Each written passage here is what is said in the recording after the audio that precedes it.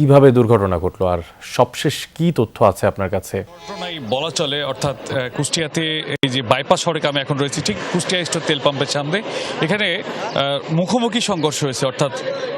একটি গ্যাসের ট্রাঙ্ক লরির সঙ্গে এবং সিএনজি, যাত্রী বোঝাই সিএনজি ছিল, সিএনজি এবং ট্রাকের মুখোমুখি সংঘর্ষে তিনজন কিন্তু স্পট ডেড, অর্থাৎ এই জায়গাতেই নিহত হয়েছে ঘটনাস্থলেই, এবং আরও দুজনকে খুবই গুরুতর অবস্থায় কুষ্টিয়া জেনারেল হাসপাতালে নিয়ে যাওয়া হয়েছে। আমরা সবশেষ যে খবরটি পেয়েছি এবং আমরা সিসিটিভির ফুটেজও যেটা পেয়েছি এবং সেখানে যেটা দেখতে পাচ্ছি, ঠিক চৌড়হাসের ওই অংশ থেকে, চৌড়হাসের দিক থেকে, চৌড়হাস বর্তল ওই দিক থেকে একটি ট্রাঙ্ক লরি আসছিল ঠিক, এবং তার অপোজিট দিক থেকে এই যে সিএনজিটা এখন দেখতে পাচ্ছেন, যেটা ঠিক এই সিএনজিটা এসে একেবারে সরাসরি মুখোমুখি ট্রাঙ্ক লরির যে গ্যাসের যে ট্রাঙ্ক লরি ছিল সেটির একেবারে সামনে, একটু সামনাসামনি লেগে যায়, যে কারণে আসলে মানে সিএনজির যে গতি সেটিও অনেক বেশি ছিল, যেখানে যাত্রী বোঝাই যে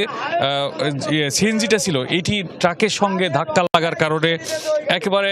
ঘটনাস্থলেই তিনজন নিহত হয়। এবং কিছুক্ষণ আগে হাইওয়ে পুলিশের যারা দায়িত্বে ছিলেন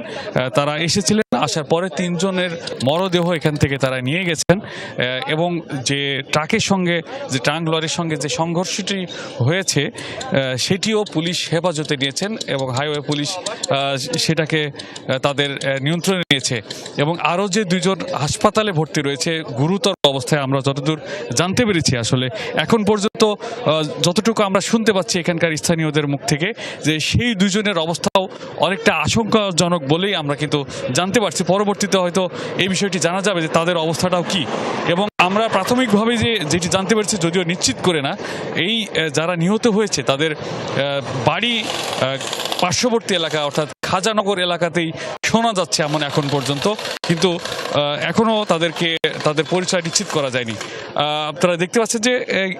এই বাইপাস সড়কের এই জায়গাটিতে কিন্তু মাঝে মধ্যেই এই ধরনের